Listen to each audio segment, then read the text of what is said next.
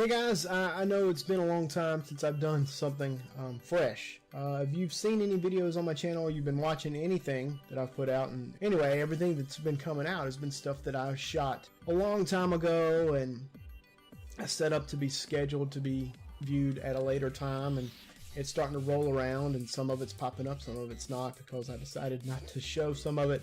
My point here today is to share. I love reviewing games, right? It's probably what I started out doing here, and it's what I wanted to do here originally. But the problem with reviewing games is it takes a lot of work, right? It takes a lot of work, it takes a lot of time, and it takes isolation, more importantly. I thought I would share some of the games that I have played through, set aside, looked at, thought about reviewing, and just decided I've not gotten to it for whatever reason, be it that I don't have time to shoot the review or that something happened in my life that kind of prevented the review from happening. Now, I'm not saying they're off the table, but you know, at this point I haven't reviewed them and it just never happened.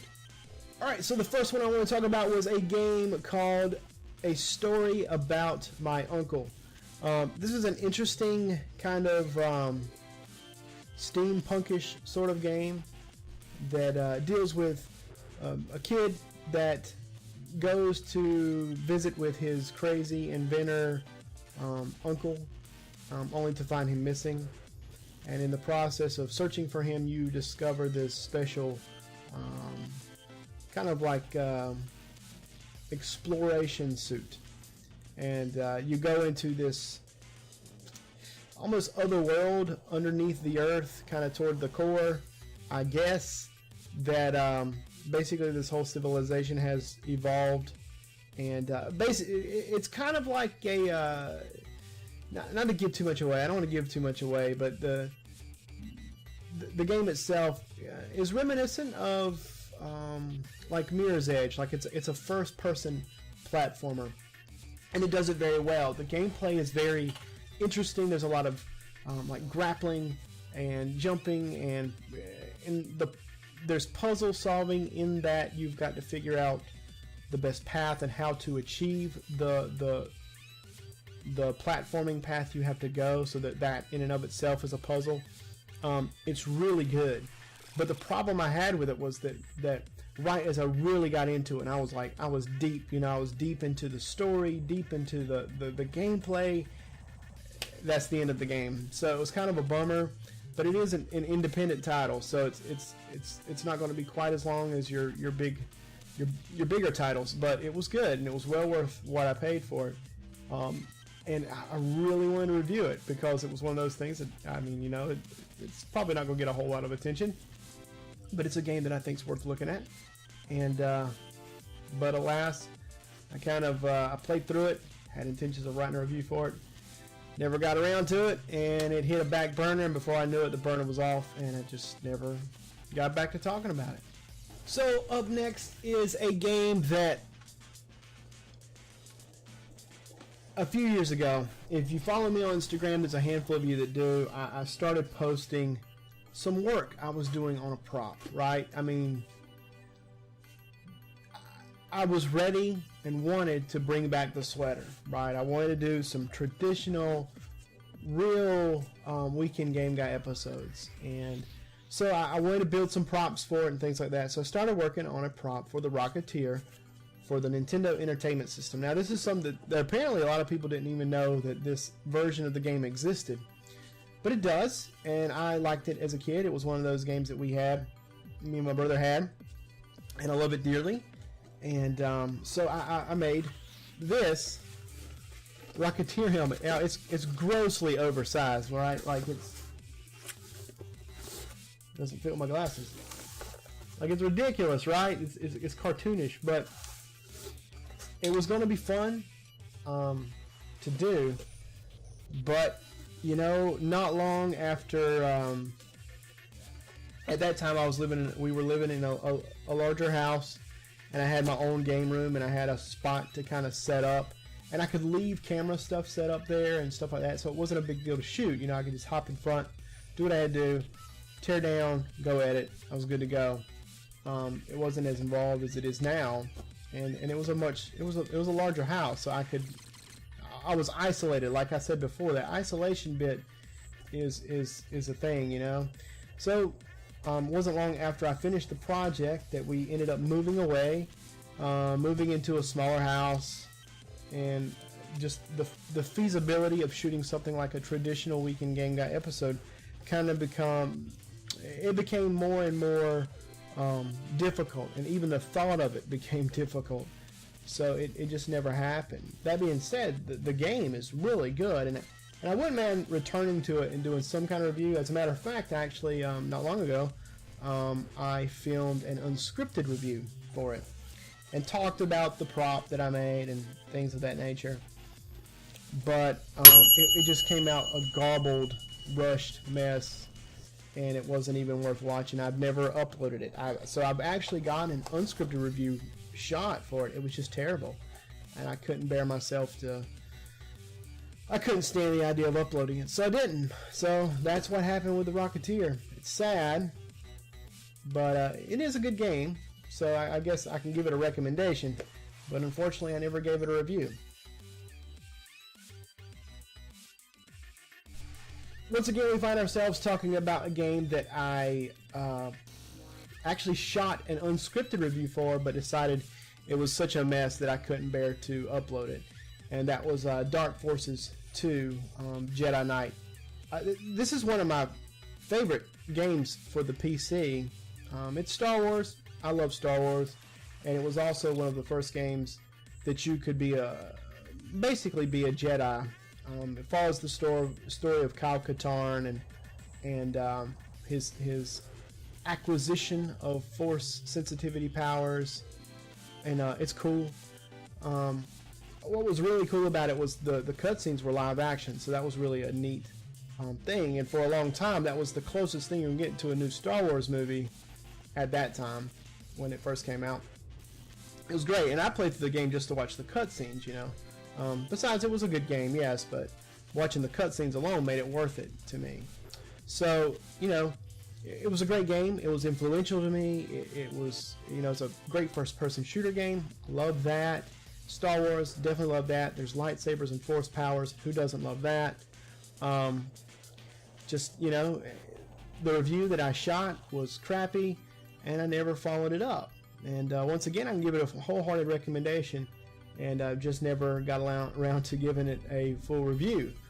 I'd like to. I really would. This is one of those that I really would like to revisit and talk about, you know, to some detail. But it just, I just, you know, finding the time to do it, you know.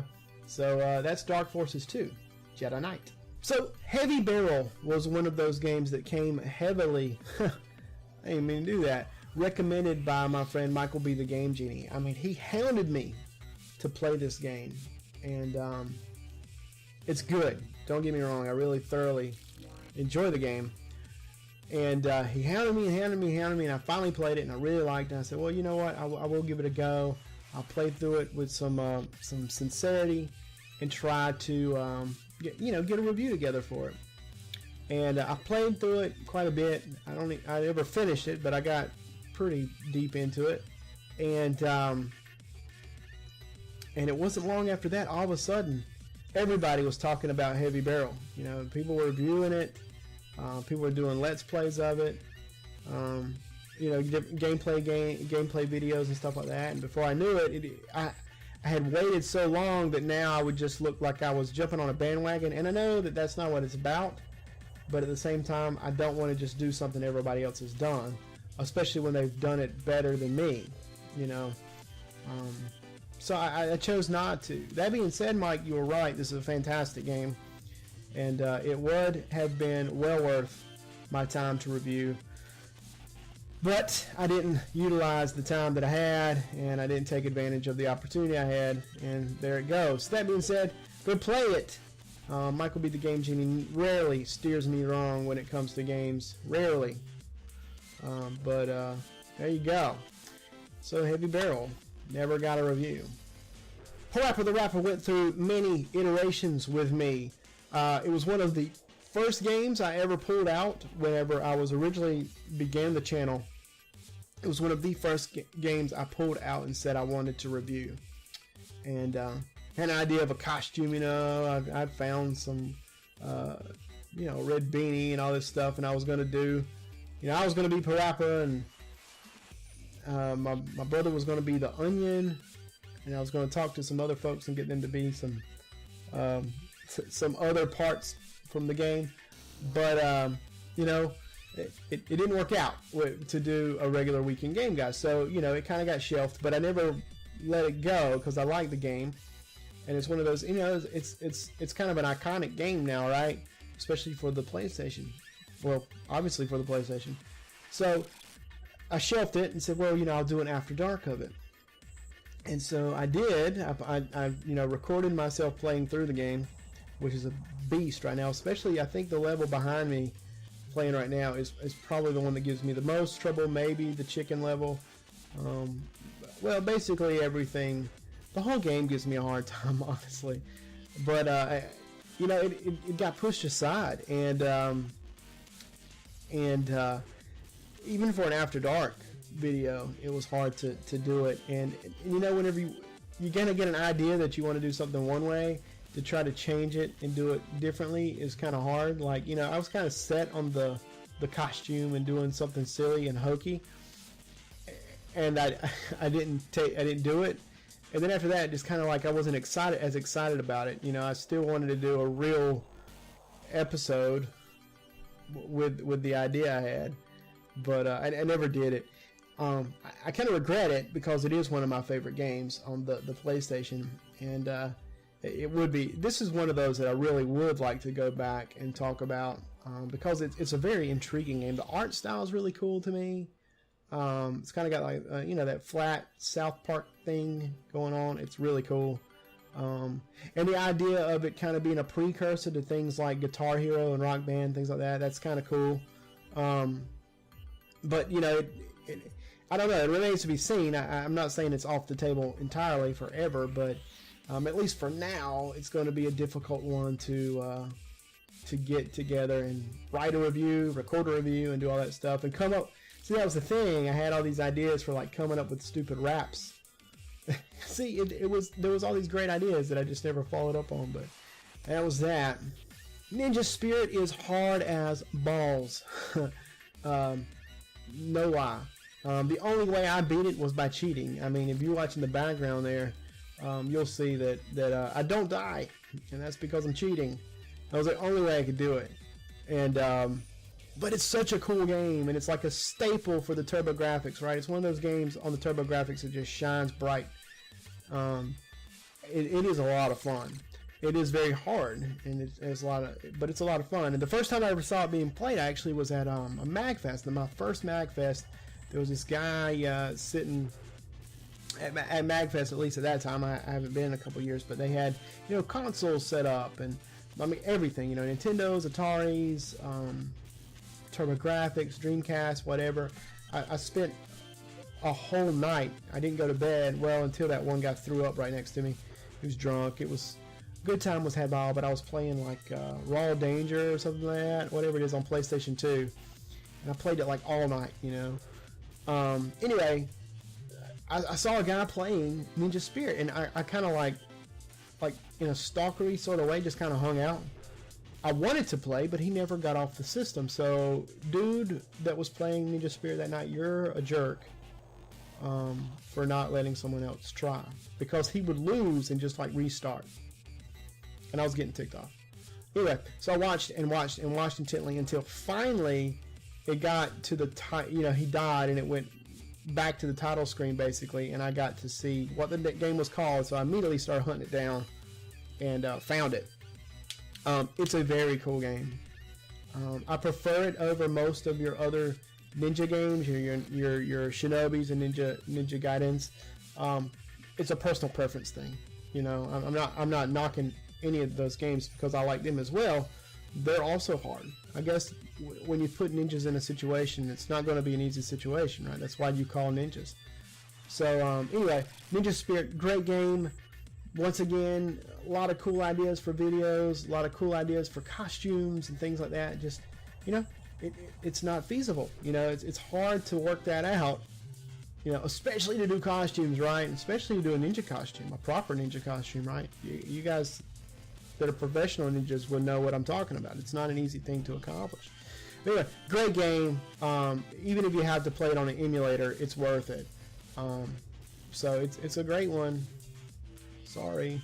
So a little bit back, I actually purchased a big box version of Prey. A first-person shooter by 2K Games and 3D Realms. It's you follow a Native American by the name of Johnny, if I'm not mistaken, and he's kind of a biker type that, you know, kind of rejects his family heritage and stuff like that, only to find out his heritage is probably his greatest weapon. And it was a very cool game, and even at the time, right, it was before Portal, and there was portals in this game where you would go in one and come out the other, and there was a part in the game where you get shrunk down and you've got to walk inside of basically a snow globe to get out, and there was a lot of really neat imaginative things, and the game was great, and it was apparently, you know, heralded by critics. And at the end of the game, it is teased that there will be a Prey 2. And Prey 2 never happened, and never happened, and never happened. And now, finally, it's going to happen, right? Apparently. So we've seen some stuff for the new Prey 2, because we saw a trailer for Prey 2 back in the day. Anyway, for the new Prey 2, and I think they're going to depart from the storyline, which is sad, because, I mean, they kind of established something happening here, and they kind of leave you hanging at the end of the game. But the point is, I grabbed this game. I had been wanting to play it. I don't have a disk drive on my computer, so there was no way for me to install it. And then I found out that if you use the CD key, you can redeem the key through Steam.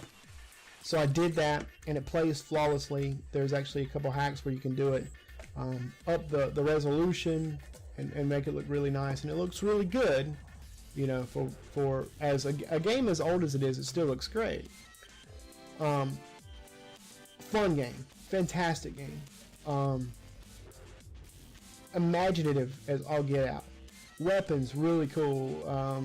Even things like when you die, you get sent to the spirit world where you've got to basically you use an energy bow or whatever to kill these beasts, and if you kill enough, you get more health and more spirit, like mana, I guess is what you would call it. Anyway, the game is phenomenal. So I played through it, and then I found out Prey 2 was coming out, and I thought, well, it would be good to do something, right? To kind of ride that wave, right? Because, you know, that's what you got to do. I was going to ride the wave of that, and I wanted to do it, but then I realized I didn't shoot a whole lot of I didn't capture a lot of footage of the game. You know, I would capture footage here and there, really more to test some settings that I was playing with on my capture program. But I never, you know, I never took the time to capture my full gameplay, or at least enough to really do a review. So it stunk, because here I am now, a great idea, want to review the game, but in order to really review it, I'm going to have to go back through the whole game and play at least I would have to play the whole thing, honestly, because I'd want to get bits and pieces enough to choose from what I wanted. But you know, I didn't that was just overwhelming. The thought of having to play back through that game is overwhelming, because you know, these days once I finish a game, I'm kind of done with it, and then, you know, I move on to the next game, because I don't have time to keep going back to these games and keep recording gameplay footage and things of that nature. It's not like, you know, this was a full-time job for me, that'd be one thing, but it's just not worth it. So if I don't record it off the get, and I'm not starting fresh with the recording, it's not going to happen. So alas, it didn't, but you should definitely play it, and I'm hoping Prey 2 is at least as good as the original Prey. Most people would not call D a game. Most people would refer to D as an interactive movie, which is what it is. You're not really doing anything, you're just kind of playing through. a movie. But it's fun. It's cool, and the story's really good. I personally love D. It was one of the first games. It was actually one of the first games on the PlayStation that I ever played. I think Parappa and D. I can't remember what else was. You know, I went over to a buddy's house and we played. Like, he had 3 games, and he had D, Parappa the Rapper, and he had something else. Wipeout. Nope, not Wipeout. Destruction Derby was the one he had. He had Destruction Derby. Anyway, so we played those 3 games, and D in and of itself was probably the most compelling to me. It was the most interesting, intriguing to me of those 3. All great games, but there was something special about it. And I like games like this. I like, you know, I just talked about Myst not long ago, and I also talked about Burn Cycle, I think, not too long ago. Games like this that you pretty much not really doing anything but thinking your way through it, I like a lot. So D actually went right in that list and loved it. So this was supposed to be, D was supposed to be the second or third Weekend Game Guy episode. And I was going to go through to great lengths to make this as cool as possible. So the idea was that Weekend Game Guy gets teleported to this real weird world, basically teleported into a castle, almost like a dungeon of a castle. And what I had done was I went to I managed to scratch together enough cardboard to build a mock set. From different like outlet stores and stuff like that. I just went and asked for cardboard, and they gave me cardboard. I mean, stacks and stacks of big sheets of cardboard. So I made these walls that I could push pin to my wall at the house I owned at that time. And then on top of that, I went to home improvement store, either Lowe's or Home Depot or something like that, and got the big sheets of foam insulation. And from there, you know, you just kind of pick away at the foam, actually, and it starts to get kind of a weird texture. So you go over the top of the texture, and you scrape, you brush on grout. So you make grout, you make a mixture that's really wet, and you brush on top, and it basically turns into stone, and it looks real.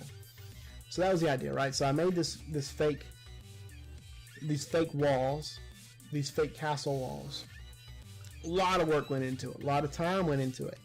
I had worked with some After Effects stuff and figured out how to make the transparent head to do the talking for me at the there's a part in the game where Laura's father appears to her, but he's transparent and it looks kind of funny.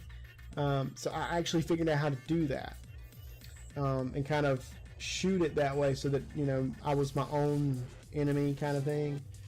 And basically I had set everything up and I was ready to kind of start working toward it. And so you got to remember that whenever I do Weekend Game Guy episodes with the sweater, there was a lot of planning involved. There was a lot of building stuff and working with people that were willing to do it. Thank you all that have ever done any of my videos with me. So there was a lot of coordinating to be done. The thing is at this time, my father was not doing well at all. He had gotten, you know, he'd been sick for a couple years, and his health had started failing pretty bad. And basically, he ended up in an intensive care unit, and one thing led to another. He ended up in hospice, and before we knew it, he had passed away. So before I even got a chance to shoot this thing, I had worked on these sets and had them finished to put up and build and work on these things. My